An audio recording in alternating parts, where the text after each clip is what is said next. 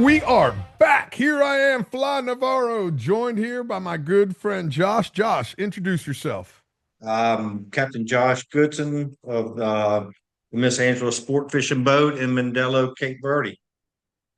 I just wanted to click onto your website in case I had any particular questions to ask you. Gotcha. I'm sure I'm going to get a bunch of questions while I'm scrolling through here, and I know a bunch of people are going to ask. Before we joined up, we were talking about my new tomato plants. I had to check them this morning before it got cold. Listen, everybody's talking about being a prepper, and all I think of, my grandfather used to have so many fruit and vegetable plants in the backyard. And he's like, "Oh, Yep. this is what We've I gotten used to away have in from that. Cuba." Yeah, we got away from it. So I got all kinds of, man, I got pickled cucumbers, I got jalapenos, I got all kinds of shit growing, and I'm loving the hell out of it. I really am. Farm to table, baby. Yeah, well, how about plant box to my table? It ain't very far, but I'm enjoying the shit out of it. I go outside, I talk to them, I give Well, them that's what names. makes them grow, huh? Oh, so me and my girlfriend have two different styles. She has the windowsill, and she'll water them once a week, and not say much. But me, I go out every day. I sprinkle a little water. Hey, what's going on? Hey, Felicity, how are you today? Thank you so much for the tomatoes yesterday. Oh, look, it's Josh. Got the cucumbers right here. I'm picking some cucumbers today. Nobody else will fucking talk to me. I might as well talk to my fucking plant. So, let's talk a little bit about fishing. You're back home. I'm assuming you're back home for the holidays. Yeah, I came back into the States for the holidays, basically did a little hunting in November, did Thanksgiving and Christmas with the family, catching some family time, and I'm actually headed back to Cape Verde tomorrow morning. All right. Well, what did you before we get into fishing, what'd you shoot, man? I went to Kansas, did a little quail hunting, some duck hunting, and did a little bit of deer hunting, man.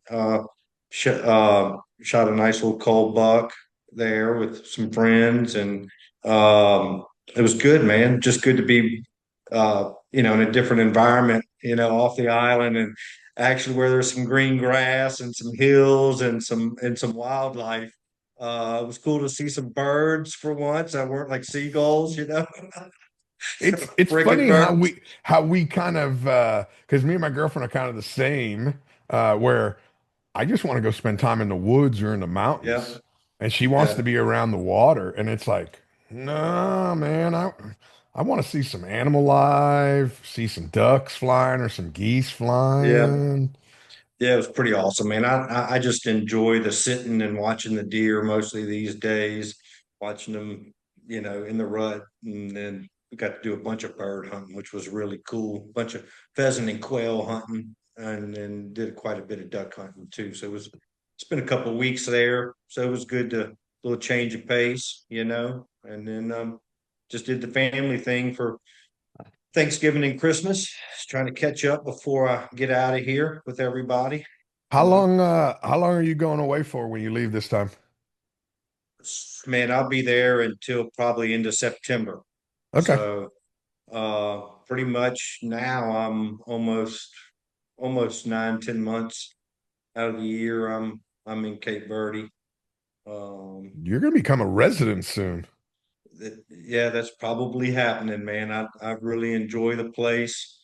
It's a cool place to relax on your downtime and enjoy some peace and quiet, and really grown on me here the past few years. So probably long term, spending majority of my time there and a little bit back in the States with the family. Okay.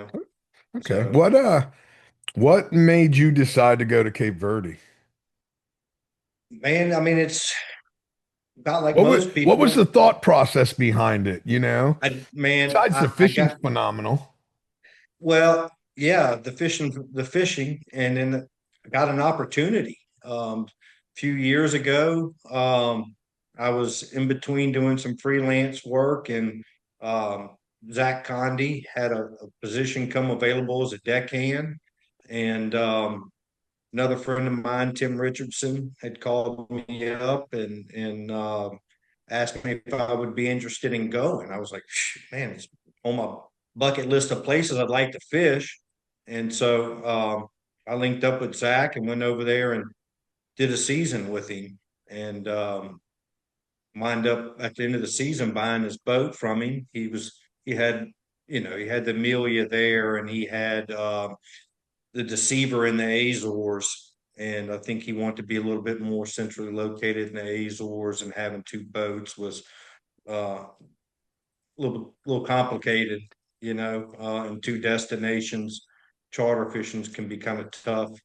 So yeah, we talked about it and made a deal and bought the boat from him, and then just been redoing the boat there, rebuilding it, giving it some TLC and putting some updated equipment and things in it, and building a business over there. Now, did you buy the whole business or just the boat from them? Well, the boat, yeah, Okay. there, yeah, much in the fishing industry, in my opinion, most of your customers follow your captains. Most people are fishing with you, not necessarily the boat itself. I did retain a couple of the customers there that he had, but uh, majority of everybody I have now is my own customer base.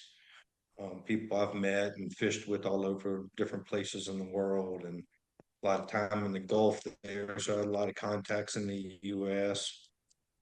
So you had a pretty good list of people in your book. I did, and then believe it or not, man, a lot of people find you through social media, and then you popping around fishing in different places and meeting people, one person here and there, and you stay in touch, and next thing you know, they're coming fishing with you, and you're building a book of business. It's basically how it's gone for me. A lot of different people from a lot of different places. No one specific place in particularly, but there's also a group of people that travel to these destinations, and so they're looking for charter guys there as Yeah, they're well. looking for people that'll people they can Yeah, get along with, people they can speak yeah, with. exactly. You Yep, know, yep, I know yeah. that I've been to a lot of different places. You have a local language, Yeah, and next thing you know, I mean, we speak English, but I know a lot of the yeah, guys there, they speak, some guys speak Italian, some guys yeah, speak German, yeah. Russian. So, Yeah, and there's something to be said for all of that. Typically your personality goes with your language.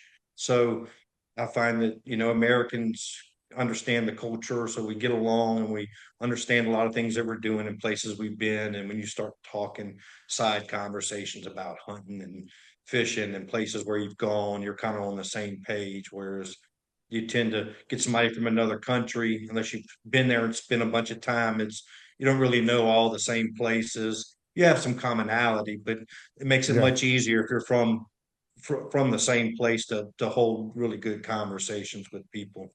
Would you say that you're the Kunas connection in Cape Verde?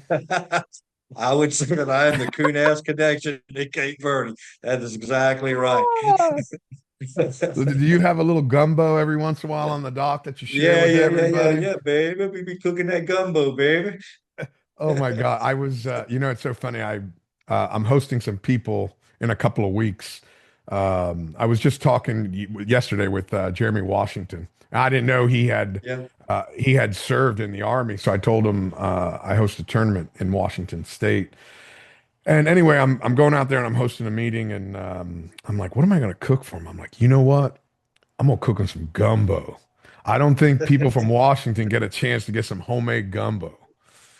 So I'm pretty excited about that, man. And okay. that's why I'm All right. asking, when you're in Cape Well, Verde, do you ever pull out, the big old Betty and make up a gumbo no, pot? not too much, man. No. I wish I did a little more, but with the grind of fishing, man, I don't get too many opportunities to do that. We do a lot of barbecuing there, man. A lot of the guys will get together, cook up and hang out a little bit, but man, once that season starts, you're It's in a a grind. grind. You're in the grind, man. You got your head down, and and antennas up, bro. It's a long season there. So When do you so guys start fishing? middle of March. Okay. Yep. I mean, fishing's good there year round, man. Olaf caught some fish already. He's fished a little bit the end last week of December and then first week of January, and I think he's caught 10 or 12 already. And the fish are there normally, just current depending sometime in March. And I think that's more for me on timing, like getting back over there, getting the boat prepped and getting ready for a long season, try to give myself a little buffer space to make sure everything gets done. And then once we get settled and get our heels dug in, we start fishing. But March can be a really good time there. They've had some phenomenal marches. Um, Last March was pretty good. A lot of big fish, a lot of fish over 500. We weren't seeing numbers in March, but fish a day, which is great, and they were average of 500 pounds, man. Just nice, There's nothing wrong solid with that. fish. No, no, not at all. Especially pitching. That's a big fish for most people. I mean, it is for me too. That's a big fish. In the years past, the previous March was really good. We had numbers, so you don't ever really know what you're going to get dealt, until the season starts. But March is normally pretty good for us. There you go. Now you're heading over tomorrow. Is the boat on the hard now, or is it No, sitting it's in the it's water? it's in the slip. It's in the Okay. water. Yeah. So when I What so when I get back, when I get there, we'll just start the yearly, maintenance maintenance list? maintenance list. Pull it out, slap her on the bottom, take her shoes off, clean her up, make sure everything looks good, and pick away at the little dings and nicks from the season last year. Give her some paint and loving, and give ourselves a little buffer in case we find anything we weren't anticipating on, and put her back together and get after it. My boys arrive in February, and they'll start doing the tackle prep and get everything ready to roll. And then we typically do a good bit of pre-fishing with the boys, kind of get back in the groove. So we'll start in March doing some pre-fishing, and then customers show up around the 15th and 15th of puts on the March. gas pedal then. Yeah, about the 15th of March. Do Gas you have pedal. American deckhands or do you have local deckhands? Yeah, I've got two American deckhands. I got um Aiden Zingenhorn and Jet Talbert, two young guys, young men from Destin, Florida, two Destin boys. The Redneck This Riviera, will man. be Redneck Riviera, charter boat heaven over there, man. They know all Oh my, about the grind, oh my all God, do about the they? grind, and this will be Aiden's fourth year with me, and Okay. this will be Jet's third year. So Oh, so yeah, they're they're well fired aware up, of the man. program and you know Yep, what to yep, expect from yep, them and nothing, no surprises. yep. No surprises, man. And they work really, really well together. They've known each other a long time. They were really good buddies prior to, and so it makes it pretty seamless back there. Allows me to do my job and them to do theirs and have a good time. Customers love them. Man, So that's good. It's nice to hear when crews stay together. Uh, yeah, sometimes sometimes it's really tough when you got new crews. It's like, man, what do I expect from this guy? Sometimes somebody's a really good fisherman, but they're horrible temperamental. communicator. Oh my God, or a Really? horrible communicator. Yeah. You Yeah. know. You never Uh know what you're getting, man. You never know what you're getting. You try to hold on to them as long as you can. At least uh at least we know each other well enough to go, he's in a bad mood. Don't talk to him, or you can kind of look at each other and figure out what you got each morning. But I'm really blessed to have them back for another season. Um, the good thing is Cape Verde is hard to replace for a deckhand. Uh, where you're going to go and pull on giant blue marlins. So Yeah, I know. Daily, daily. daily, That's the daily, whole thing. It's not just giant blue marlin, but giant blue marlin daily. And when they're yeah, not a bunch of giant ones, you got a bunch of them. yeah, So, okay, yeah, you don't see any 600 or 700 pounders, but suddenly you get like 6 bites, yeah, yeah, or yeah, 8 bites. As much as I want to pull on an 800 pounder, if yeah. no 800 pounders are around, at least, you got 6 or 7 of them to pull on in a day. So it makes the day go by. Yeah, it does. It does. And they're not small. I mean, our average fish there is around 450. So even, we get some what we call rats, some 300s and some 250s, but you're getting 6 or 8 bites a day. They're nice fish, man. I mean, it's not a 100 pounder, you know. Yeah, Um, I have no problem with that. I'll put up yeah. with it. I don't mind. Three They'll hundred put up with pounders a all day long. Yeah, yeah, man. The boys will put up with a lot. They'll stand a lot to catch those fish. Thank goodness. So here's a question I have for you, and talking in reference to your mate. Do they rotate back and forth They do. on wiring the fish? Yep, they do. Yep. Do they rib each other really good if somebody gets like 2 or 3 real nice ones in a row? They get a little jealous. They throw their suckers in the sand sometimes, but you know how it is. It's Oh, I know. That's competitiveness, why I'm man. asking, man. That's the best So part. hey man, so sometimes somebody gets on a hot streak, and they're like, oh, well, Jet's It's up, your if it. he's gonna catch it, he's got 600 pounder coming in. Listen, when I was on the reel tight, there was 3 of us, so we had to rotate between Yeah, three. And oh my God, what is it? Wheel of Fortune, when you spin the wheel and you get yeah, bankrupt, that means you yeah. lose all your money. Well, we had a bankrupt on the Wheel of Fortune on the reel type. If you got a white marlin, you wired a marlin. That's your turn. So that was like always the fucking crapshoot. My turn, man. It's a good, it's like June. They're all like 400 to 600 pounds. The next thing you know, fucking whitey, man.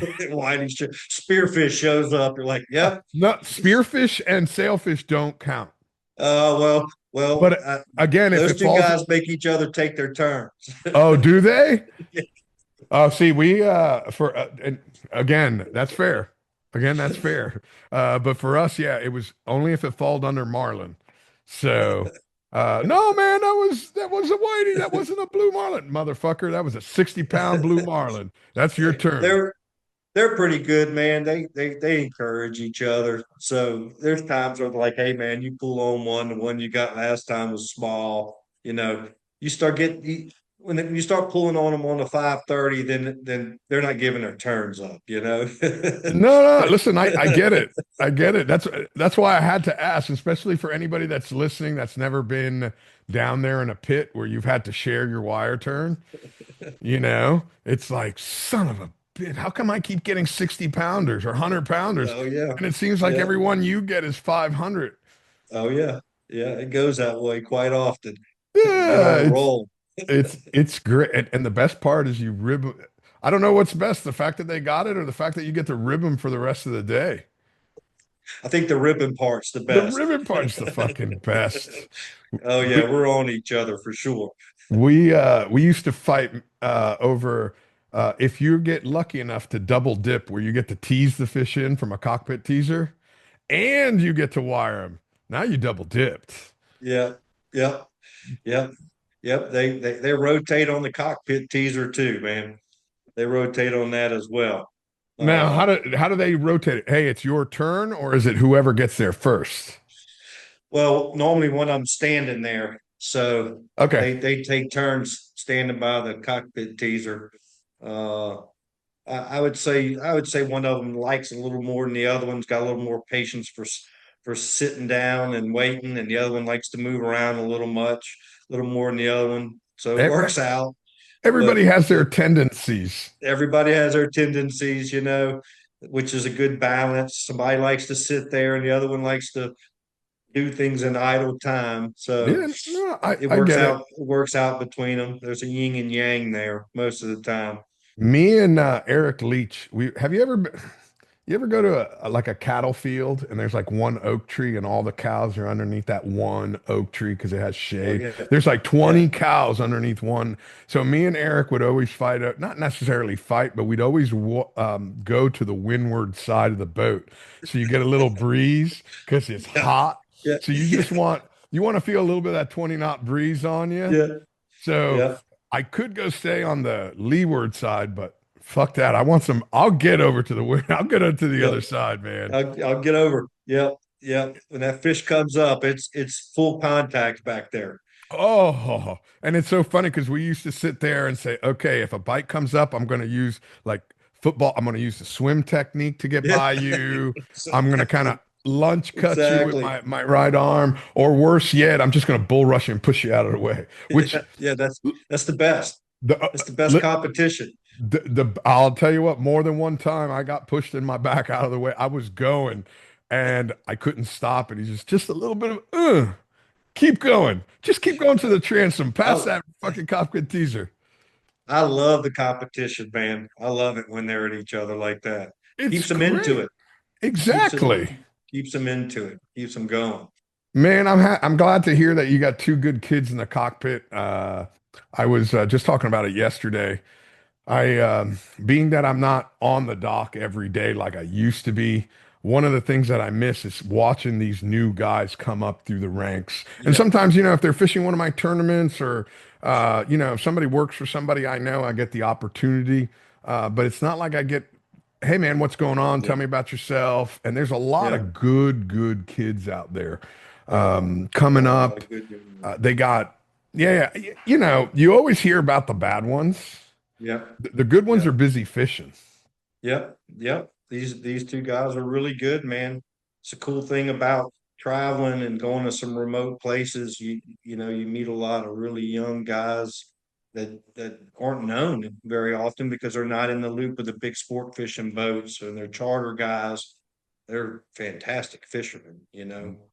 Hard The workers, man. I Oh like that. man, well, they're like me. The sport fishing doesn't keep them busy enough, on the private boats. Those guys got to go every single day to keep them busy. Oh, Where a lot of people don't like that grind, you know. it's, day. I remember when we used to do those long grinds. The hardest days were day one and two because Yeah, you're not into that rhythm. Once you get into that rhythm, y- yeah, listen, you're a little bit on the D drug, delirious, yeah, until you get that first cup of coffee in you, yeah. and it's like, man, don't talk to me. I don't. Just wait. We Time put out. it in autopilot, man. Once you put the autopilot on, everybody knows where they're supposed to be. They can show up to the boat with go do their job every morning without thinking about it, and then everybody falls into place. And that normally takes a few days to get everybody in that groove. But once you hit it, man, it's a good thing. You It's a know, great thing, man. it's, It's makes really it a move, good thing. and you look up and the season's over. You know, it, it's Well, amazing. I think that Look also up, comes with our age too. It's like a yeah, roll of yeah. toilet. It's like a roll of toilet paper. The closer you get to the end, the faster it goes, man. That's the truth, brother. That's the Man, truth. it goes by so fast. What do you mean it's Yeah. Christmas already? Oh It man, I'm it was just just January the other day. I was talking to Josh. What are you talking? yeah, Listen, we're man. talking now. Next thing you know, you're going to be texting me. It's going to be 4th of July. I know. I was just thinking, man. I got less than 60 days before we start fishing. You know, it's coming on fast. It So does, man.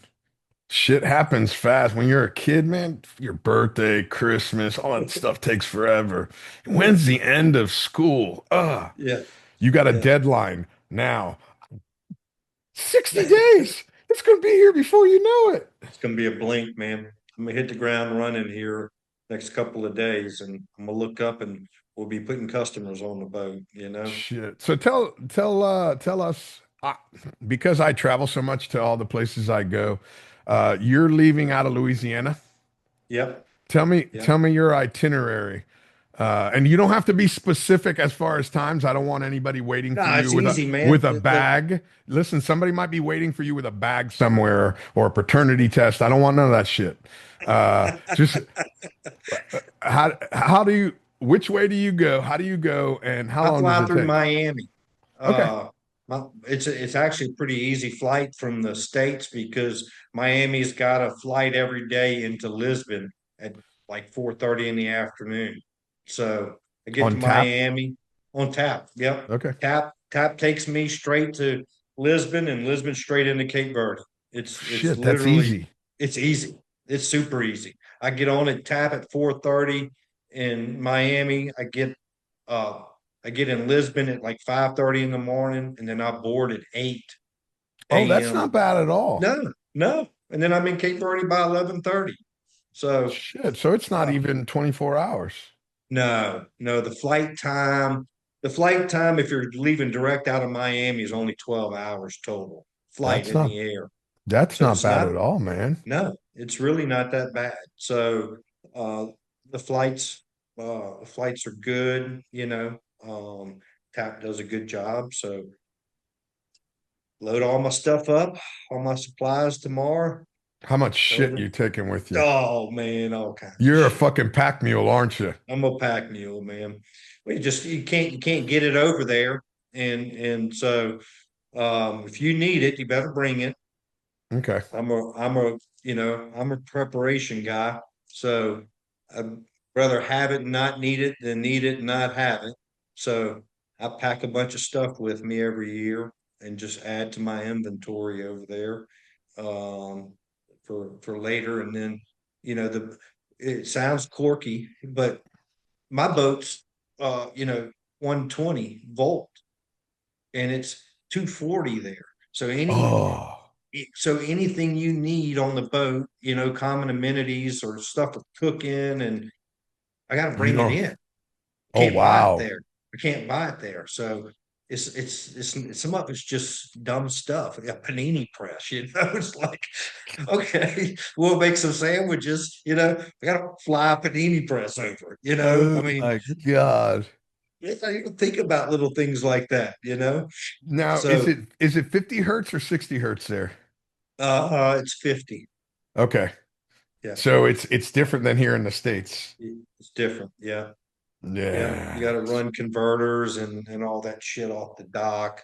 Um, yeah, a lot of those boats have switched over to the 220 or 240 because so they don't have to deal with it. But I just use a converter at the dock, and then everything on the boat for me is standard US. I never realized that it was a difference between 50 and 60 hertz until I went to the reef. Yep. Everywhere I go, if I'm going to be there fishing, I bring my own Cuban coffee pot, and I don't need a Yep. stove. I plug it in. Yep. I'm a coffee snob, man. I bring my Yep. fucking Cuban coffee, Café Bustelo, everywhere I go, Yep. and I plug it into the boat. And I was fishing with Spera, and it was 50 hertz. Well, the 50 hertz fried my Cuban coffee pot on day one. Yep. So Yep. here's Spera on the radio. Anybody got a French press or something for this Cuban? I'm like, And motherfucker, I we need some Cuban I've coffee. had some random shit get fried that I plugged into, you plug in an outlet inverter, that you can plug, 110 into. And some of my tools, my battery chargers and shit just blow up. You don't Don't think about it that you shit, don't man. think about it. You're Yeah, so used. Listen, we are a little bit myopic here in the yeah, United States, we are. where there's so many things and so many people branch off what we do. So when we go to these outside places in third world countries, you don't think about it. Unless you've been doing it for a Yeah, while, you know. I literally yeah, have different bags of not chargers but adapters to plug into the yeah, wall yeah, because it don't matter where you go, it's somewhere different. yeah. Yeah, the USB side of it has come a long way. So a lot of your places now when traveling, you can just plug your USB in. I've done a bunch of that on the boat too because instead of having plugs floating around all the time. But those are little things you don't think about, man. I Yeah. mean, you lose your charger there. What are you going to charge it on? And listen, a lot of guys that are coming over to charter you, they can do it because of the fact that they're connected. Yeah, yeah, And yeah, if you're not connected, they're like, yeah, man, I can't fish. yeah, yeah, If for you want sure. me to, if you want me to pay for this trip, I need to be connected. Yeah, yeah, we do the Starlink on there so they can get on Oh, the that's internet, nice. and some of them are there for extended periods so they can do some work during the day or in the evenings or whatever, because of the time jump, it works for a lot of those guys. They can work a little bit in the afternoon. It is incredible. It's a It, game it changer. it's a huge game changer. I fish every once in a while on the 8/8s. They'll call me up. Hey, you want to come down and take photos? Yeah, let's go. I go to Yeah, Costa Rica. They got the Starlink. I could sit there on the computer all day long, work. yeah, And it's not like I got to 8 hours a day. You just need a solid 2 to 3 hours to get caught up and then let yeah, everybody do yeah. their thing. Yeah, it's kind of a good and bad thing. Some people still like the mystique of going fishing and disconnecting. And some of the guys, some of the customers are still trying to get that experience where they can put work down and not have to deal with it.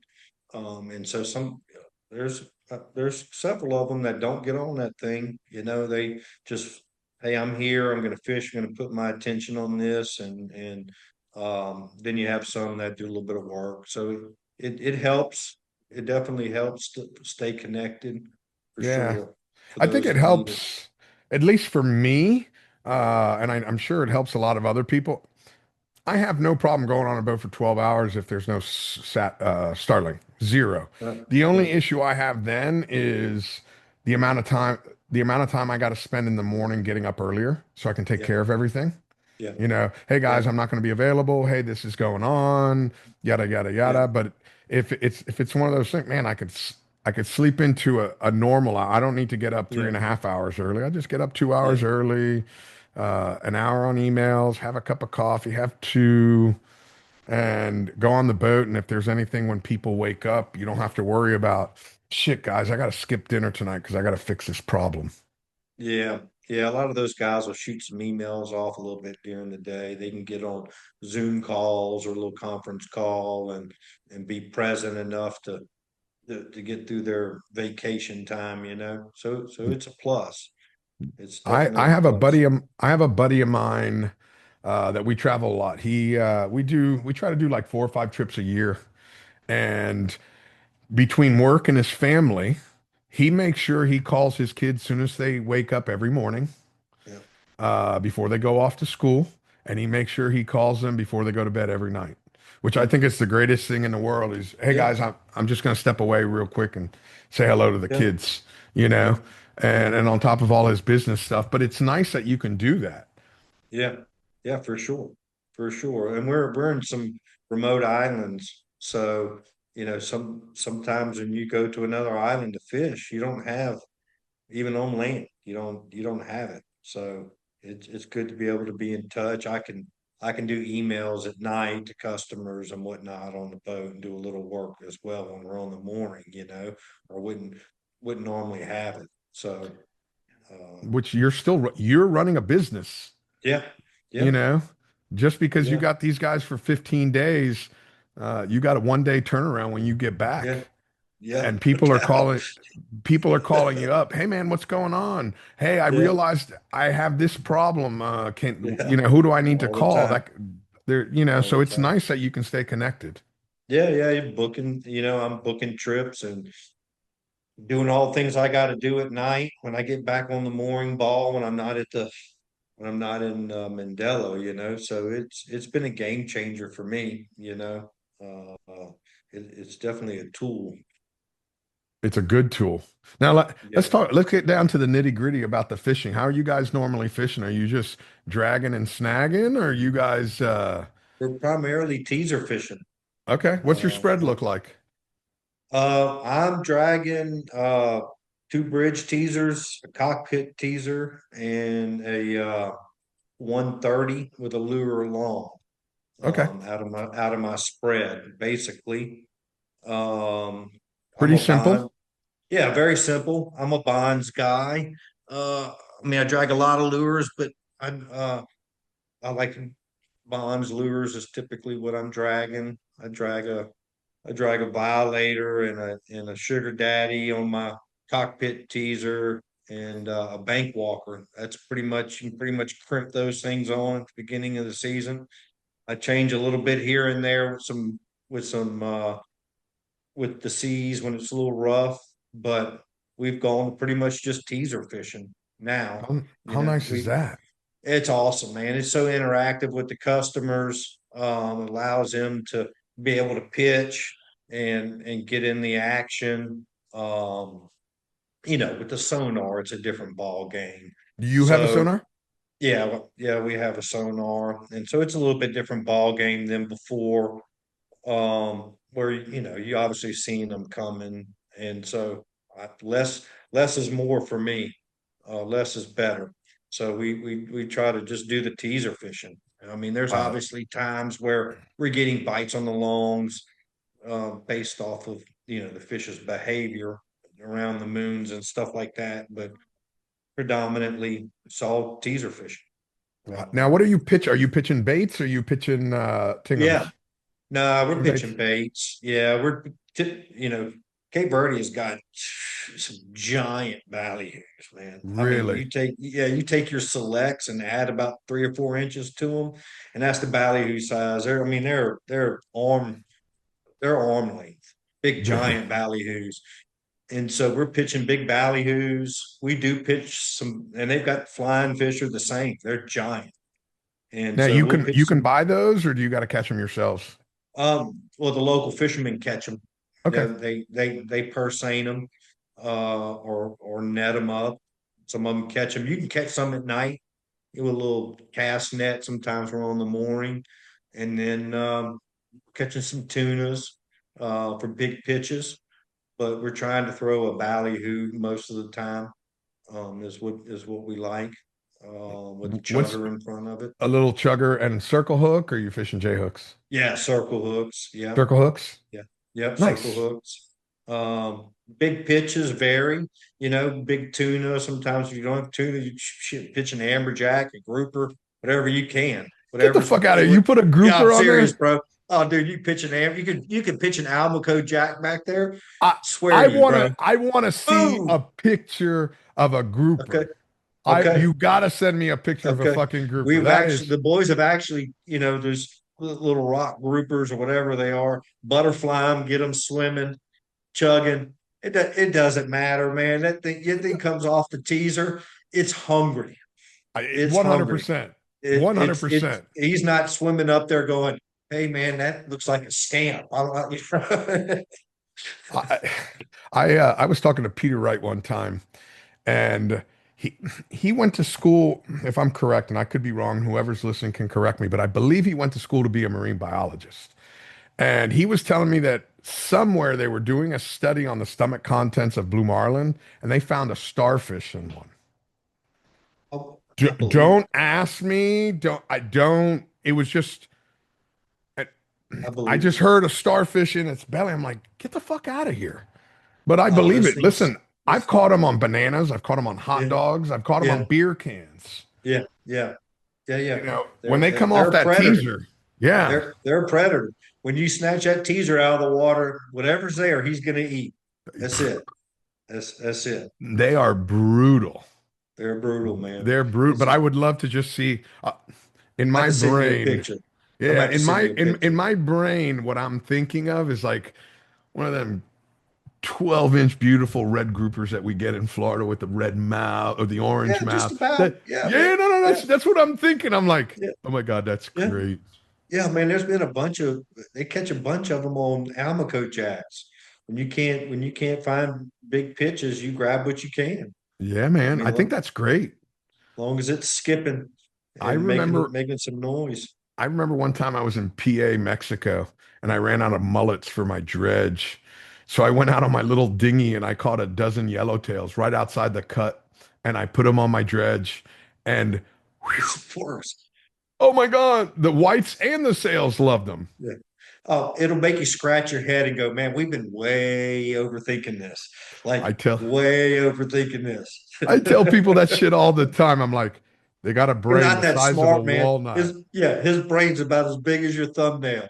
He is not that smart. Like, Yo. make some noise, get it out of the water. He's coming in. Like that's it. Yet That's it. we'll sit here in front of each other and talk shit, trying to outthink him. That little motherfucker. Ooh, looks hungry. Ooh, I'm hungry. Exactly. I Yeah, yeah, I'm think, hungry. Yeah, I what's there? I'm think, gonna eat it. I think I can get that in my mouth. Yeah, And there's times it's like, what the fuck were you thinking? That ain't gonna fit. yeah. Oh, yeah, no shit. They're gonna They'll try. try. They'll try it. They'll try it. They'll try to choke it down. Oh, I saw the neatest thing the other day, and it's not a fish, but it's an animal. I was in a store, and this guy in a box, one of his buddies showed up, and he had a fossil. It was a saber-toothed tiger skull. It was fossilized. Okay. But the cool part about it, it had something that had been caught in its throat. It died because it choked on something like some kind of like a, I don't know, some kind of horse type animal. Right. And it choked and died. And then No whatever, shit. it became fossilized. But it just, when we're talking about this with it, they'll try to eat something even if it ends up killing them. They don't know. No, they don't give a shit. They don't Yeah, care. I mean, you hear a lot of stories of people catching them and they got bills stuck in their face or in their mouth or other places where they've eaten, whiteys or spears or other small blues or whatever they're eating.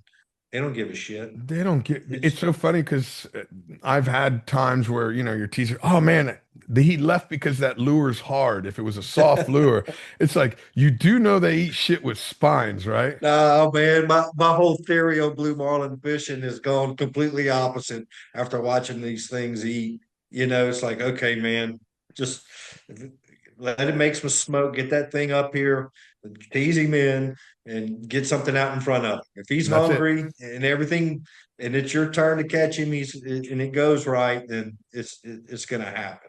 Exactly. Try Eh, not to overthink it too much. yeah. Oh my God, it's hard. He didn't eat it because let me grab a Yeah. tuna and throw it at your foot. You tell Yeah. me if it ain't that motherfucker ain't hard. Oh, dude, they don't give a shit, They man. don't care. They don't give They a don't. shit, And especially when there's more blue marlin in the area. and it's competitive. They get even more it's funny when you were talking about when they start eating the longs instead of the Yeah, bridge teasers.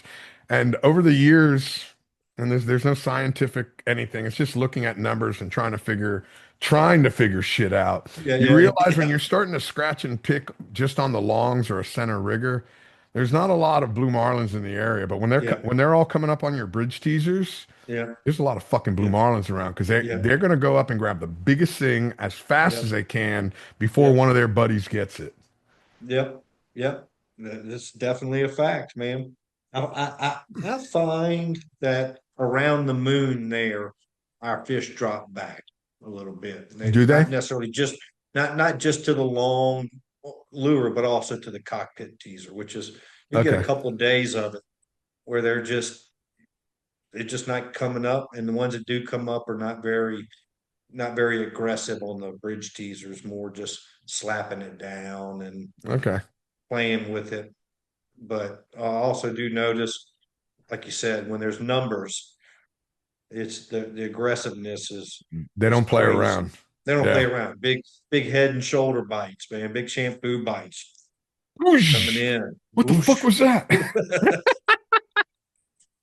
Big giant hole in the water. It's funny because very quickly in my career, and it might have been Cujo that broke me of the habit. There he is. First of all, Yeah. who's he and where is there? If you're gonna name he, yell out blue marlin or white marlin, whatever, and then yell out Oh the yeah. position.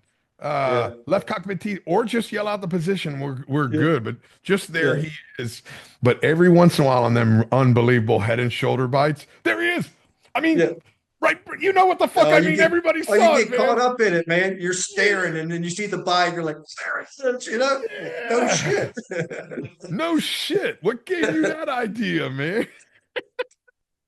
That's what makes it so much fun, man. That's that adrenaline. It It's that is. adrenaline dump. That's It's that I'm adrenaline an dump. adrenaline junkie.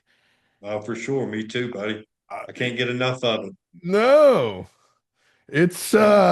yeah, it's one of the greatest things in the world. I mean, and as I've gotten older, as much as I want to catch more than everybody else, as I've gotten older, I like going with people that have never done it before and never seen it Yep. and try to slow it down for them.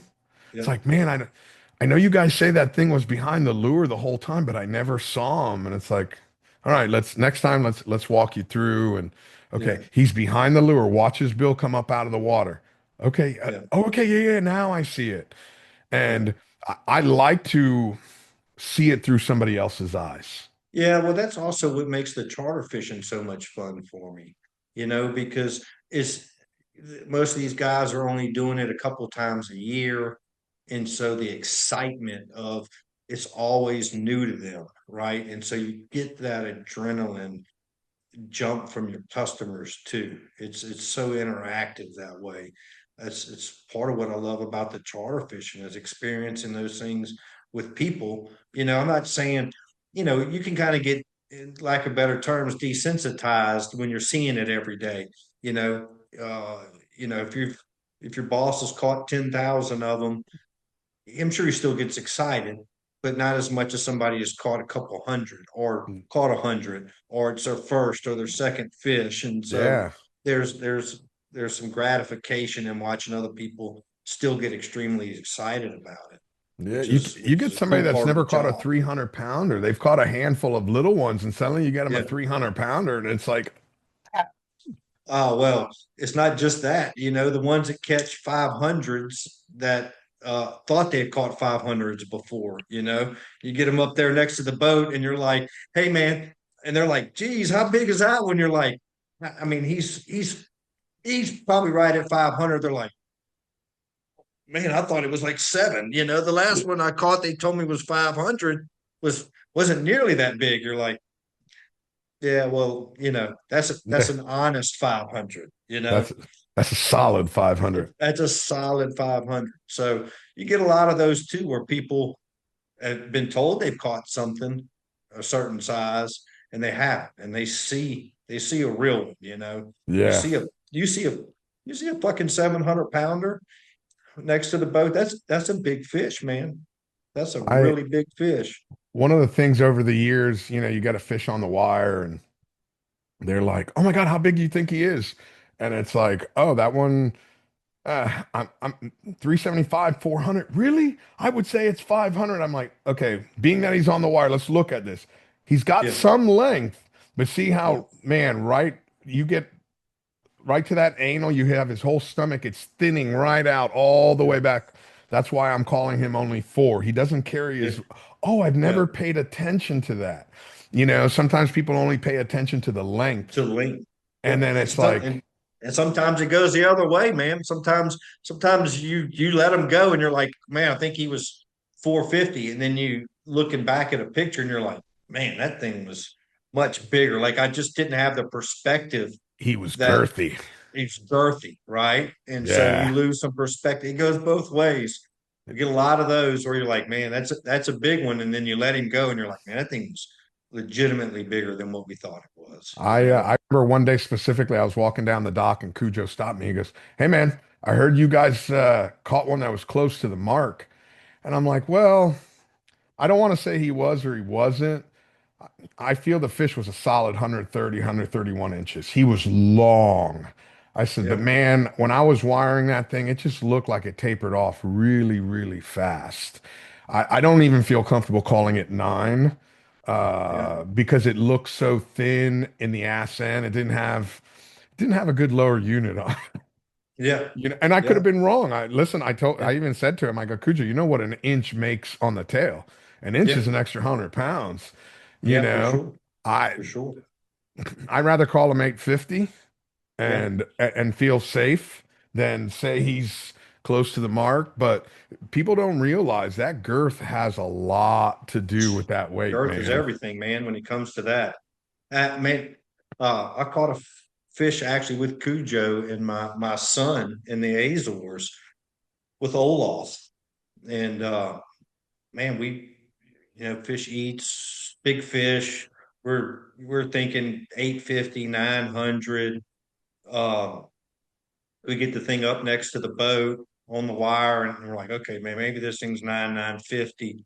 And we get it up next to the boat, and we're not thinking about anything other than it's just a big fish, right? Yeah. We never thought about it's close to the mark, and the hook, the lure was on the opposite side. We roll the fish over, the lure falls out. We let the fish go, and it swims off. We all kind of look at each other, and we're like, "Hey, man, uh, we probably should take another look at that thing." It's like that was the one, man. Like we That's a should have nice had, one. that was a big fish, man. When we started looking at some photos, you're like, man, that thing was probably close to 140 inches, It just never think about it, Sometimes you have that in your head and you're like, okay, man, it's 900, right? Or we're gonna let it go.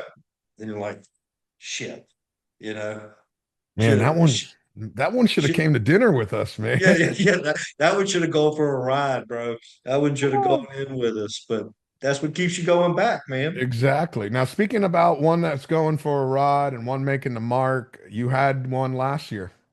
We did, man. Tell us about that because I forget where I was, but my phone started blowing up Man, when it you guys was were running in.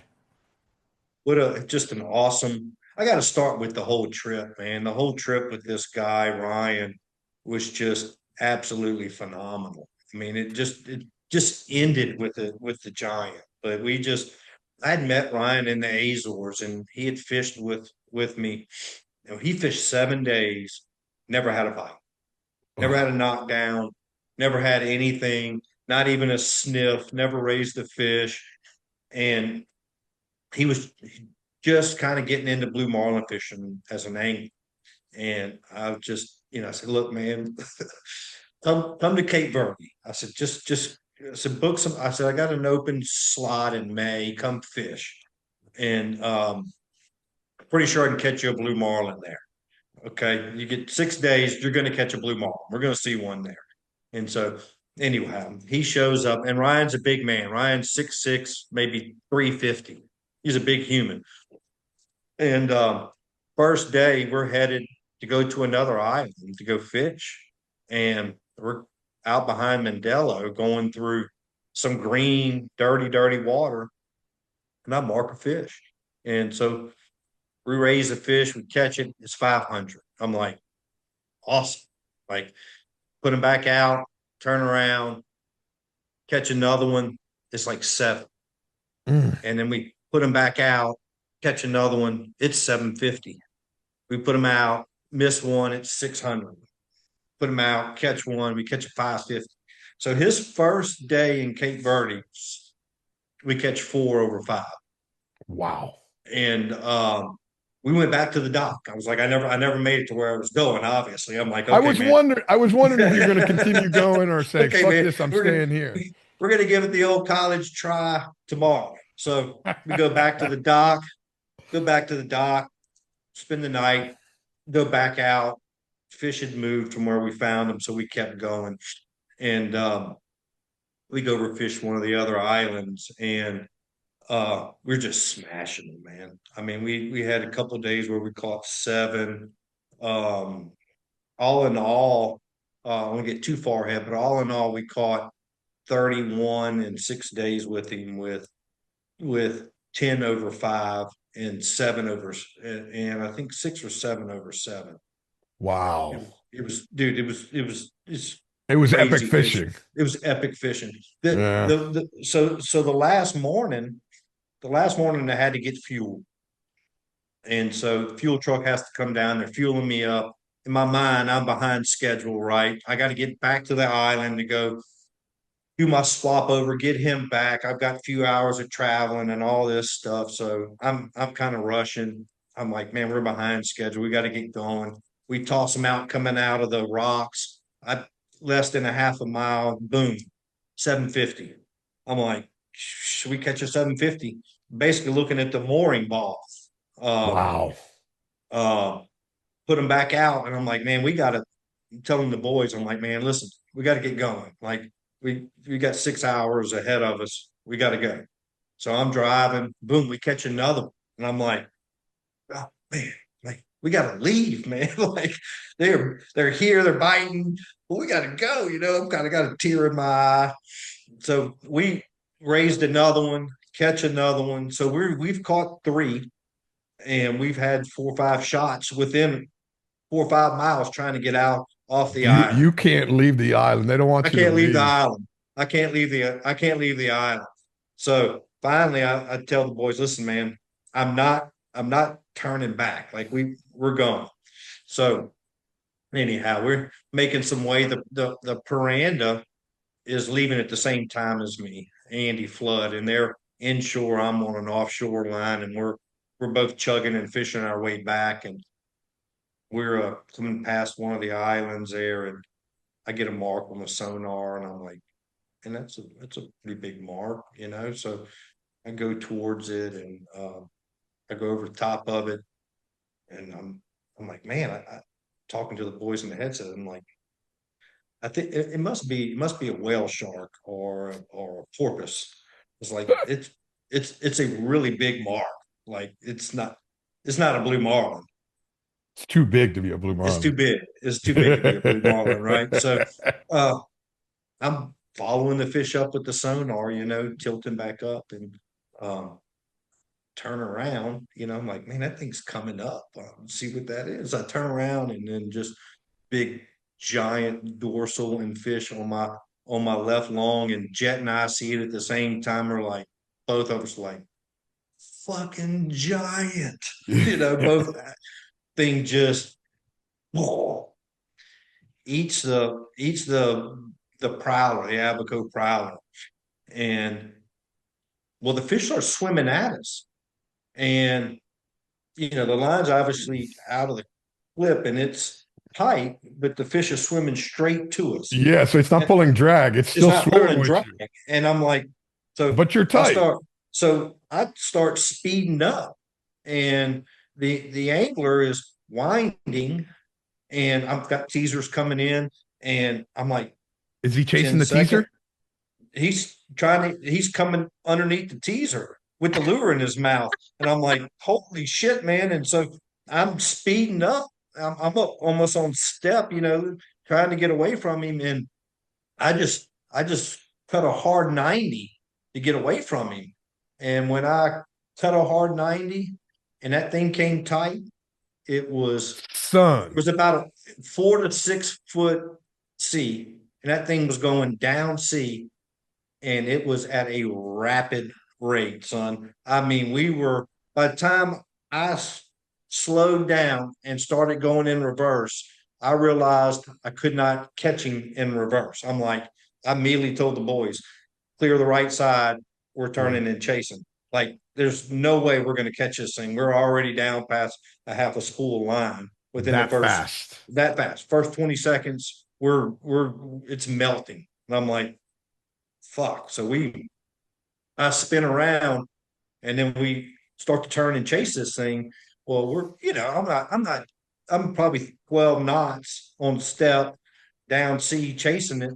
Well, this goes on for, I think all in all, it was 5 miles. So about 30 minutes God. of, of turn and chase. Some of that slow down. One time I stopped, and I'm like, okay, I think I got enough line back on the reel. I got all the top shot, a bunch of top shot back on. I spun around to chase him down, and just dumped me again. I'm like, shit, man. I'm like, this ain't gonna happen. So we spin back around, turn and chase it, finally get the rigger mark back onto the reel, and then I spin around, and we're chasing it down sea. And at this point, the fish had jumped, and it was pretty far distance. And we're like, man, that thing is big, right? I have a tournament going on right at the same in Cape Verde. I've got the Cape Verde Cup, and basically it's got to be 800 pounds to weight. And Okay. so, And and that's a great that minimum. Yeah, so no fish has been weighed at this point. So I told the boys, get the gaffs out. I was like, it's over 800. So we get it up here, we're gonna bring it in and weigh it. So get the gaffs out. And they get the gaffs out, get everything tied off, and we My heart's basically, beating fast, just so you know. yeah, That's how I'm listening to the story. I'm fucking yeah, jacked. yeah, man. We're roaring back on it. Jet grabs the leader, and that thing porpoises up there on top, and I'm like, holy shit, man. I'm like, stick that motherfucker. Aiden reaches over, sticks him with one. Boat's out of gear. I run down. I grab another gaff. I stick it. Jet takes the hand gaff, whacks him in the head, ties him off to the cleat. Next thing, we stick another flyer in him, stick another hand gaff in his lip. All in a matter of seconds, we got it rodeoed to the side of the boat there. And we're just looking down, and I'm like, man, that's a fucking big one. I'm like, I was like, it's over 9. Um, I just didn't have any perspective at this point. So we're adrenaline is pumping hard. We're side C, How long from the hookup until you got the hooks in it? 45 minutes. Fucking A, right, Fucking A. man. Fucking A. Yeah. So we've got it up next to the boat, and we sling the door open. We're trying to get this thing in the boat. Okay. I'm not a small guy, but my You sound angler. just so you know, you sounded like Forrest Gump. I'm not a smart man. I'm not a giant man, but I'm pretty strong, right? So Yeah. I pulled some fish in the boat. We can't get this fucking thing in the door. I mean, we are doing everything we can. We've got my customer involved. We're trying to pull it in. The dorsal won't clear the door. We can't get it turned up right. We've got it tied off to the belly band, trying to pull it from different angles. I'm, I'm absolutely drenched from head to toe. I'm pulling on it by myself, and the boys finally look at me. They're like, "Cat, give it up, bro. Like, fucking stop. You're gonna hurt yourself, right? You can't get it in. You can't You're get it in. old. Don't do it, man. You're old. You can't do it." I'm like, fuck you. I can do it. Ah. Uh, and so I'm out of it. I'm like, okay, man, I don't know what else to do. So I go upstairs, get on the radio. I'd seen the smoker go by, when I hooked the fish, and I saw I knew Andy was somewhere as close to me in the rocket ship. So, I called him. I said, hey guys, we've got a fish over here. We cannot get him in the boat. We've tried. I've been 20 minutes. We're wool. We can't do it. And so Andy's like, hey man, just give me your coordinates and we'll come over. So I give him the coordinates. He comes over to me. His two deckhands jump in the water, swim over to the boat. They get in. We pull the fish on board, and they jump back over and they swim back. And we're looking down at the thing, and I'm like, man, I don't know, bro. The toad. I was like, it's over 9. Like it's a big one. I really at this point was not thinking it was a grander. I really was thinking high 9s, mid 9s. And I'm like, man, it's a big ass fish regardless. And we killed it. So it's going to the dock. And so we pulled a measurement on it on the boat, and it was 136. And so we took a girth. I think the girth was 76 and a half. Whoa, And okay. and so, I'm talking to Olaf and to Marty, and I'm like, well, hey man, that thing might go, with the girth and this, and it's gonna be close. So whatever, man. Did you get a tail We measurement? Yeah, tail measurement was 22 and a half. Wow. Yeah. Yeah, 22. 22 and a half. And so we were hopeful. I was like, man, maybe, but probably not. That doubt in your head. You don't want to be disappointed when you You get don't want to there. just, yeah, right. I didn't want to be disappointed. So I'm like, whatever, right? So we get back, and we're backing into the dock, and you've got a crowd there now, and everybody knows we're coming in with the fish. You've got Marty. and you've got the guys off the My Victoria who weighed a grander last year on the third. You remember that Yeah. they caught the fish, they even They fought it into the morning, they whatever. fought. I think they caught it like 5:30 or 6. Yeah, yeah, they fought it all night. Yeah. And so we back in, and dude, first thing they say is that thing's gonna go. And I'm like, really? So I get off the boat at the dock for a second, and I look back, and I'm like, holy shit, man, that thing is fucking It's big. different when you're up there It's- really yeah, close. yeah. The perspective from the dock, and I look back, and I'm like, damn, that's a giant. That's a big one. And then, obviously we weighed it up, and there's 1,047. It just what a pig, man. It was a really it's a cool story for me, man. Man, that's Just a badass story. That's a cool just check. story for anybody, but that's way, way cool story, man. Yeah, yeah. It was awesome. It was really an awesome experience.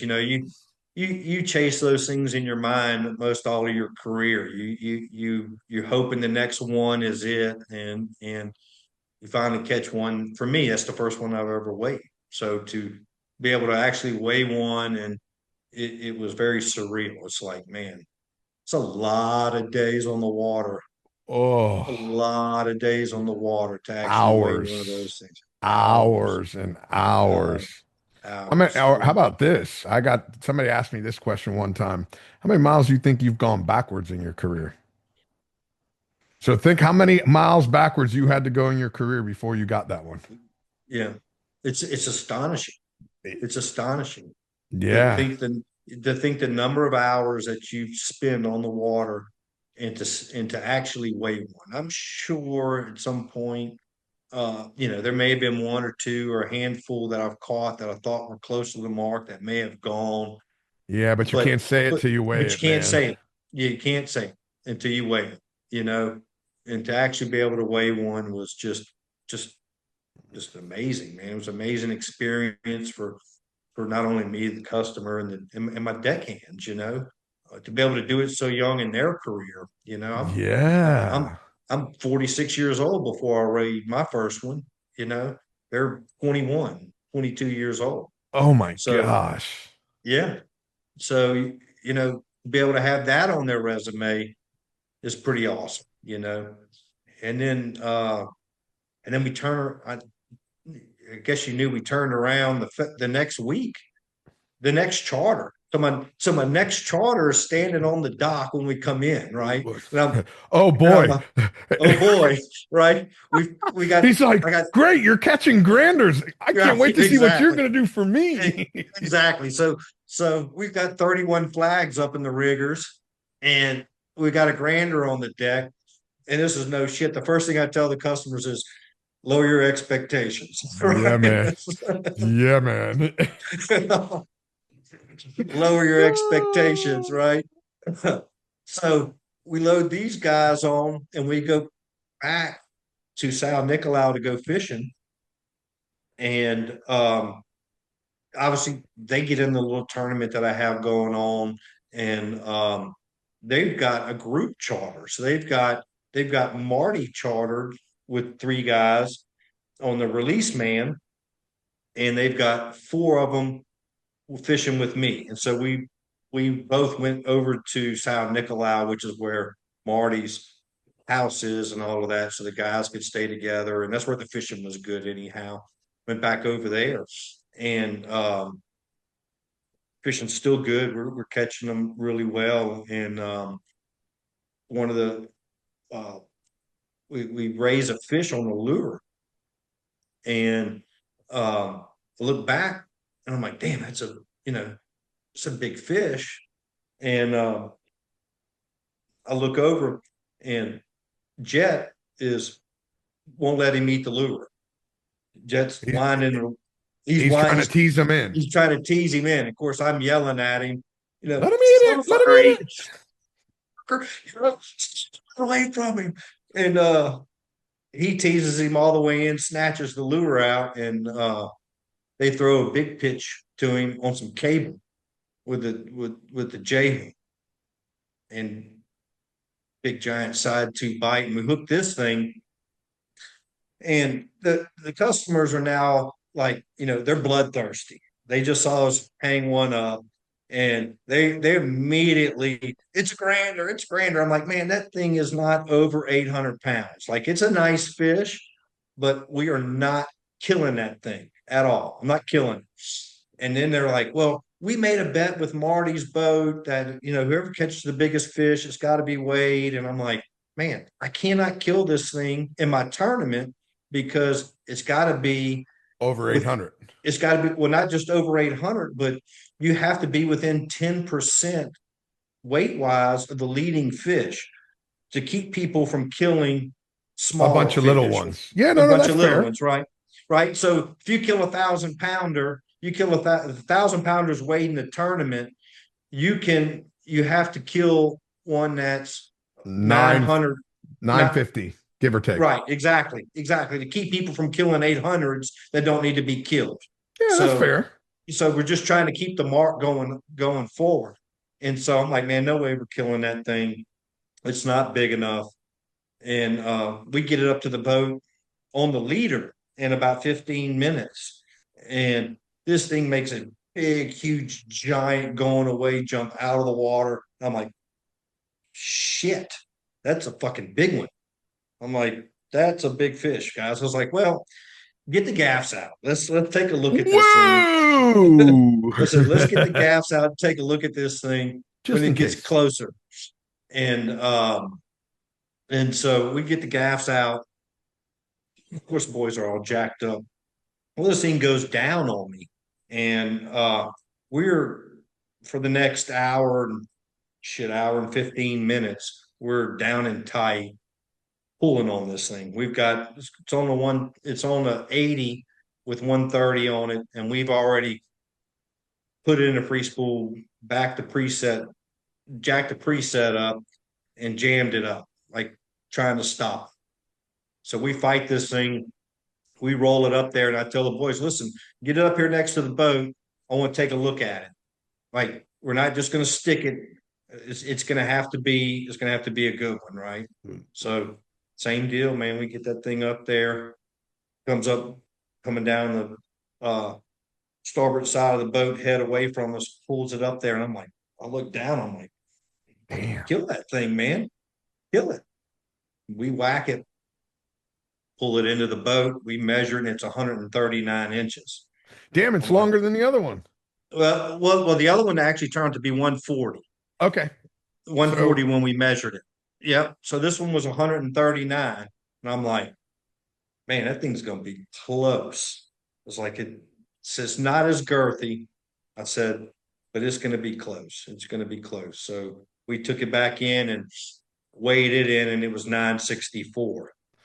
oh, so okay.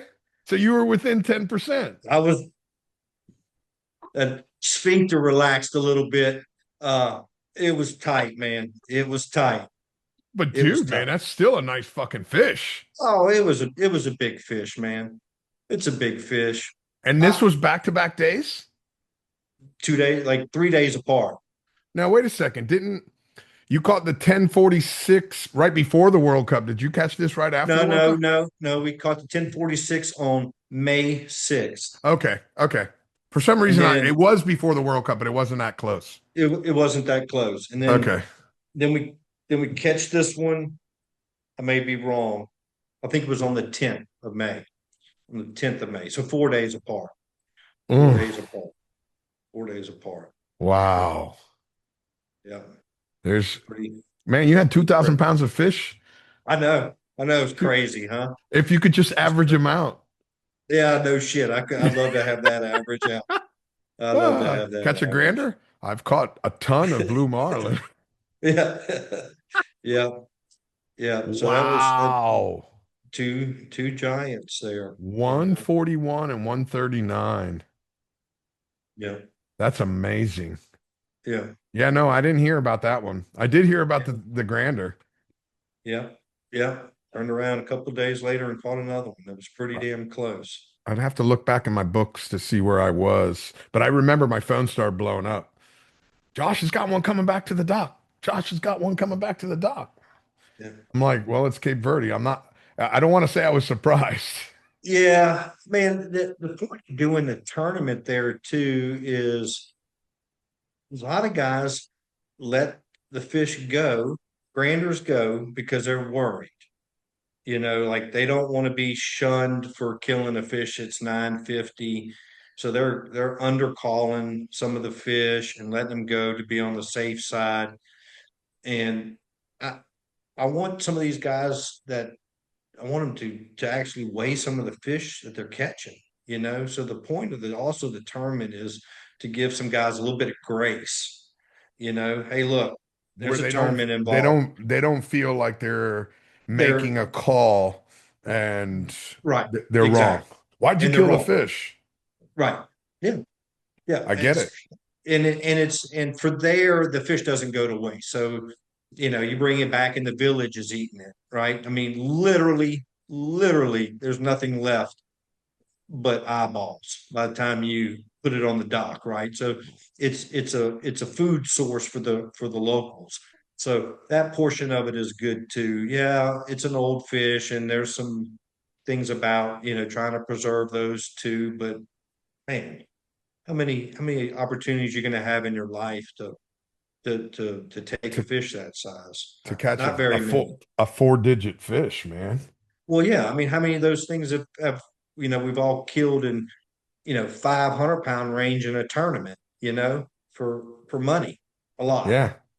a lot. A lot more than 9,000 Yeah, pounders, yeah, exactly, you exactly. know. So And if you think about it, I mean, if you really want to get into the weeds, that fish that's 1,000 pounds, those genetics, she's been breeding for probably close to 30 years.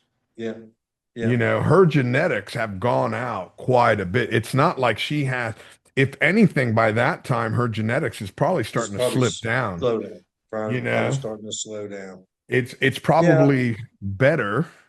And I'm not, listen, if somebody wants to come yeah. I'm up not getting here in the and weeds of it either. yeah, man, if they want to argue with me about this, I have no problem arguing about it Yeah, yeah, because it goes both ways. yeah, But if you're gonna dust one off, the genetics have been out there. yeah, She's bred for, like I said, 25, 30 years. yeah, And that 1,000 pound, it's not like, okay, you only made it to 500. Your genetics yeah, are only going to let you grow to 500. No, yeah. it's Yeah, there's a pile of those things that get killed in tournaments every year, that are the 450 to 700-pound range. wait a second. Hold on. Wait a second. Hold. This is where I do got to stop. I know there's a pile of them. How many are fucking killed just by commercial guys Oh man, outside? way, way, way, way more than what Yeah, than I what we're mean, doing. Yeah, here in yeah, at least in the States, we're yeah, only allowed to kill 250 yeah, marlin, blue and whites, yeah. during that time. So if you kill 200, let's say you do kill the I full don't think we've 250 I don't compared to think we've what's ever done killed. that. I don't think we've ever done that in the tournament circuit. You know, and 2 years ago, 2 or 3 years ago, they thought we went over yeah, and they okay, were going to subtract it for the following year. So they counted the numbers again and we missed it by like 20 fish. And that was a year, and it wasn't the blue marlins, it was the white marlins that got us. yeah. Yeah. Well, man, the commercial fishery on those things is tough, man. They Oh, decimate those things. And when you're going to remote places where people use them as a food source, then there's an astronomical amount that's not even you don't even know about. I we mean, don't these know people are, about it. yeah, these people are eating them. To them, it's just another fish. It's just another tuna fish. Exactly. It's just another Well, source of food. to them, it's better because instead of catching uh, 20, 30 pound or 20, whatever, 50-pound tunas, you just caught 1 800 pounder. That's Yeah. a lot Yeah. easier. It's a lot easier. Yeah. Yeah. I mean, the comfort I mean, as sport fishing guys, we're trying to do as much as we can to conserve them. But on occasion, I think it's okay, No, you no. know? I don't feel bad. I get hit up by the greenies really bad on social media, especially around the World Cup. Yeah. Uh, the fish that Ron caught on the what is it, the dog's Dog bullock? bullets. Yeah. Yeah, because they had that great video of it jumping Yeah. That was epic, huh? with the drone. I just I was talking to somebody about drones the other day. This person builds and runs drones, And I was telling him some of the stuff that's going on in the fishing world. He's like, "What do you mean?" I go, "Hold on a second. There's not a one that's better than that one." Big shout out to, is his name Mike? His Yeah, drone I guy. wish I I got to give him a shout out. I think his Making love and life, Memories. Love and love and Life. life, That's it. Love love and and Life life. on Instagram. Yeah, I knew it was Making Life or something. It's yeah, Love and Life on love and life. Instagram. He's Yeah, unbelievable. So I showed him the video yes, and he's like, yes. "Whoa." Yeah, man, that guy's awesome, man. You ever been around him? He's so No, intense. He loves that, man. He dude, loves what it. a great. Dude, And what a I shot! never I What had a shot! never I still haven't met him, but Yeah, because Ron had sent it to me, I shared it on he's driving social. me crazy now, bro. Let me see if I can't remember his name. I Driving I me. want to say it's Mike. But he texted me, he said he DM'd me on the World Cup page. He's like, "Hey man, it's my drone shot. Do you mind tagging me?" Max. It's Max. Max. Okay. Maxwell. My mind went blank too. Yeah. Yeah, It's yeah. CRS, man. Can't remember shit. Can't Yeah, remember Max is shit. awesome, man. At 52 years old, I can't That remember might be shit. the all-time best drone footage ever, bro. Before that one was the Black Marlin on Yep. the Hellraiser. Hellraiser in Yep. Australia that jumped at it. At the drone. Yep. At the drone, but that one where first you got the gaffs getting ready to go over and then it jumping Yep. with the gaff, it's like, no, this is the shit. And Yeah. the winning video that he created, I put it up there. I think I saw it the other day. We're sitting at, I don't know, 700,000 likes, something stupid. Yeah. Probably like 5 million people watched it. And so I showed that the other day. And no, it's epic. But listen, the greenies, they came all over me. Oh, why are you doing it? It's like, man, take a number. Yeah. Take a Yeah. number. We There's had enough other shit in the world. We don't need to worry. yeah, I think that year we had 162 boats, and I think there was one or two fish killed in the entire Yeah. world. Yeah. You know, and overall, some years we get a little bit more, some years we get maybe five. Yeah. But when you start thinking of how many fish are caught that day, Oh, I mean, you caught six this year, didn't you? This past year? we You were caught four. six, four? Okay. Four for four. Okay. Yeah. I knew it was you were batting 100 because you were Yeah. texting me We all had a day good, we long. had a, yeah, we had a good day, man. We had a good day. Let me tell you, for me, it's Christmas in July. I Yeah. Yeah. literally, right around May, I start talking to all the blue marlin fishermen around the world, and they work, literally, they work from east to west. I start getting calls from uh, Eastern Europe, like Russia, Ukraine, Croatia, all these guys that are coming to Cape Verde. And Yeah. then slowly but surely it'll go into like France and Germany and UK, people going to Madeira. Yeah. And then East Coast and then Texas to California, everybody going to Man, Hawaii. But I get to talk to, I didn't even think about uh Fiji. oh, Like, here's the thing. Fiji, I what's his mean, face? Tommy, his boss has been fishing it religiously for 12 years. really? Never even Tw crossed my mind. and here's the thing, he's off by 30 minutes uh from Hawaii time because their time zone is it's 30 minutes off. It's the French Polynesia is just a click. Yeah. And it's so funny because at that time the entire world was watching Jocelyn Yeah. and her Yep. fish because she fought Yep. it for 8 hours. Yeah. Dude, I even got a phone call from ESPN. They interviewed me on ESPN. Yeah. So Yeah. and so Jocelyn is fighting this fish, and yeah, and I give him the whole. And next thing you know, because all that's going on. Did you even know they were hooked up? Well, here's the thing: when he called me to tell me he boated it, or I got a text message on my phone, I went back and I found a DM in my on my Instagram from him when he hooked up. He had been hooked up for 40 minutes. And when what's his Never face? saw it. When yeah, I didn't see, man, my phone. I keep two phones for the World Cup and my Yeah. computer. Shit's flying in all day long. Yeah. So I constantly, like every 30 minutes, I have to go through in case I miss something. Yeah. But the year that my Victoria won it, Yeah. it was Olaf that sent me a direct message on Instagram. Yeah. Hey, Fly, the My Victoria's hooked up. 16 minutes left for lines till lines out. Yeah. And Yeah. next thing you know, they boated that 950, I think it was. Yeah. But Yeah. it was a direct message on, Yeah. and everybody, depending on where you're from in the world, you Yeah. It depends communicate on how you differently. communicate. Yeah, Yeah. some people Yeah. it's Instagram, some people it's WhatsApp. WhatsApp. Shit, when I talk now, I haven't had, not yet. I've been pushing really, really hard. My friends in Japan, they use this app called Line, What and is that? it's Line. It's called Line, and it works out great for me. It works out great because it has its own AI in there. So you put the AI in there, so they text me in Japanese, and then it Okay. translated it right to English. Oh, perfect. Oh, dude, it's fucking killer.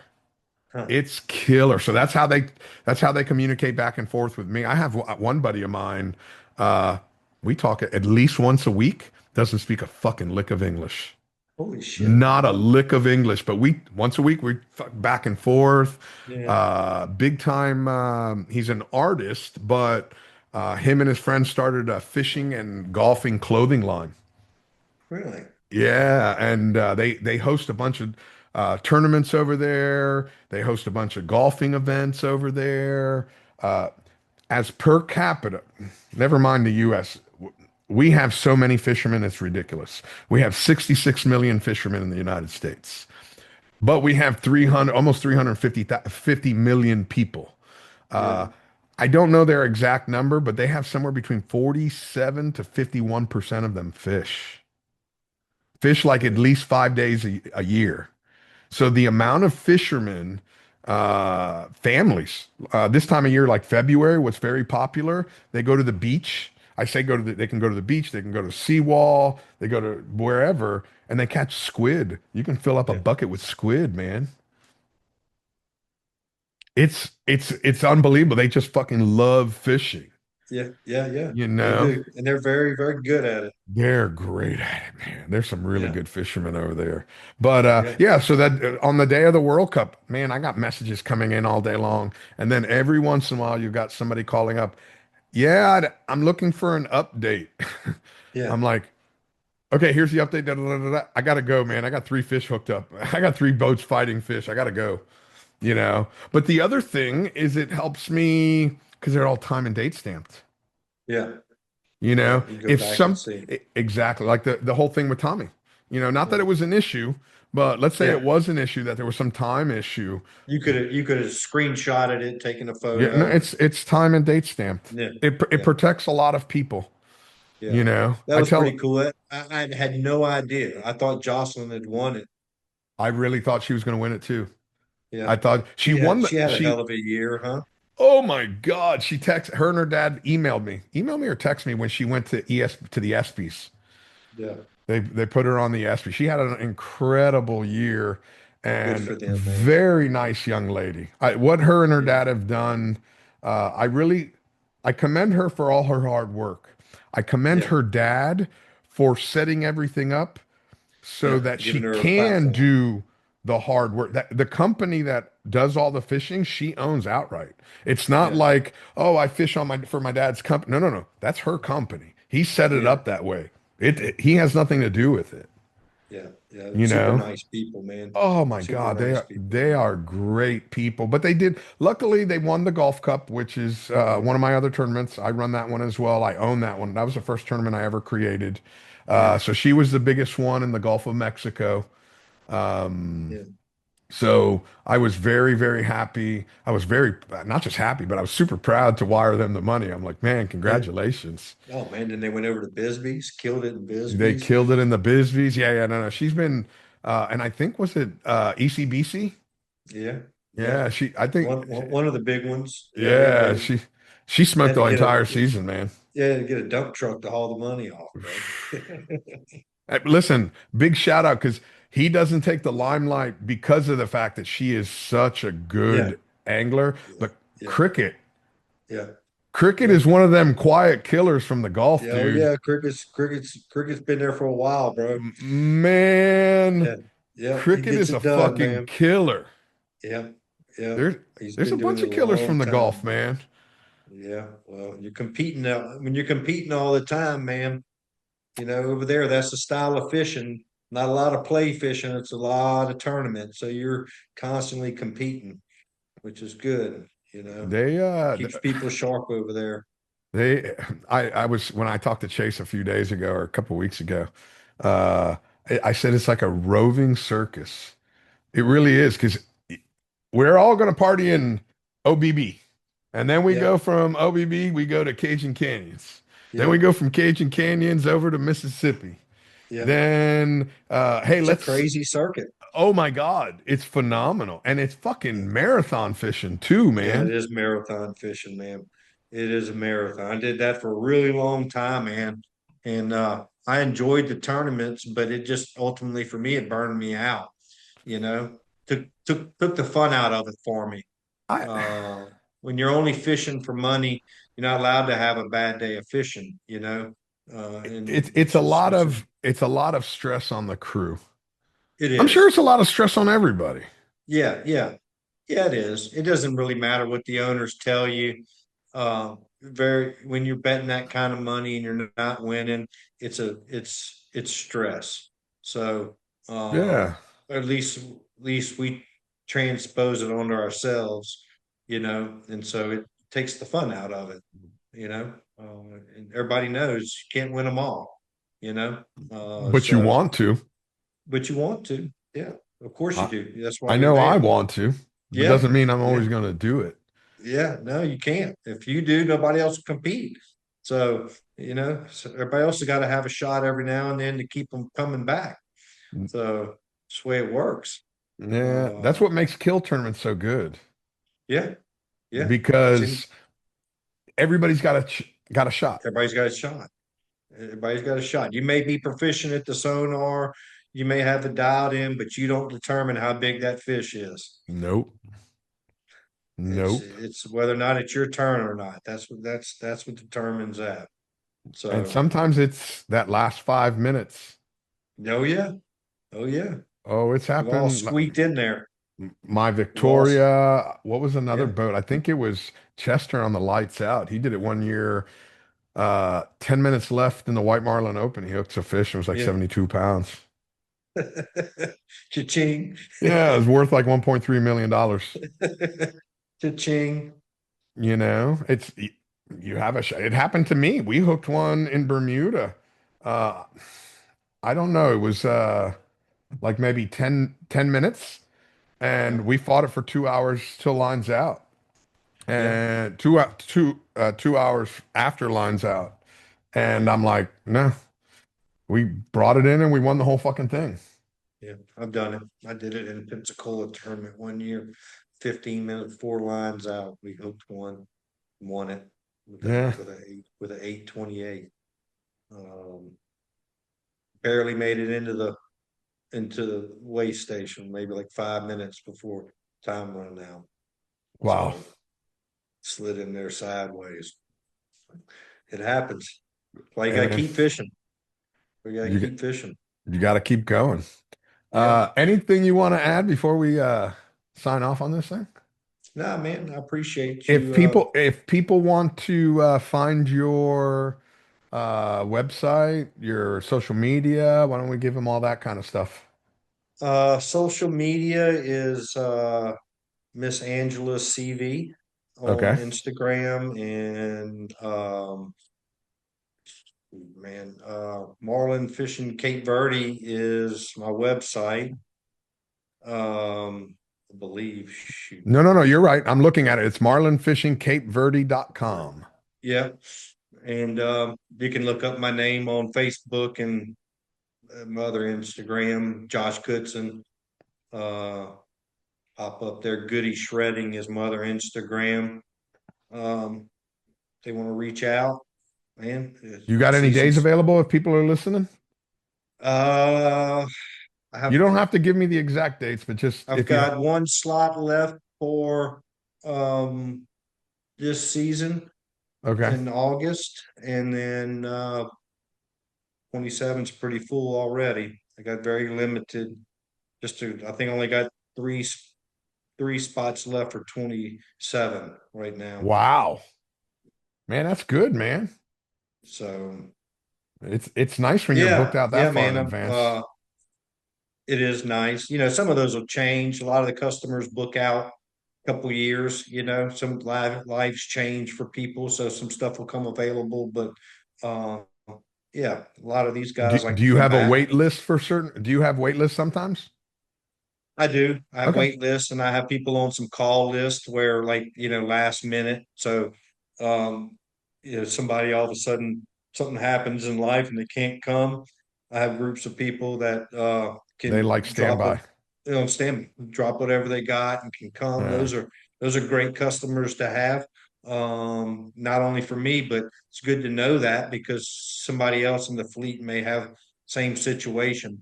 We're a small fleet, so it's good to know those people too, because you can get in on some good dates at last minute. A lot of times, because everybody's going to have one cancellation normally a season. You know, it's normal for somebody to drop out. Some lives change over the course of a year. So, Well, yeah, it's man. good that you guys work together to put people on boats sometimes. Yeah, man, we don't want somebody to miss out on the opportunity of coming there, you know. That's the most important part is getting there. It's we try to support each other there, man. If somebody goes somewhere else and they have a good experience somewhere else, they may not come back to Cape Verde.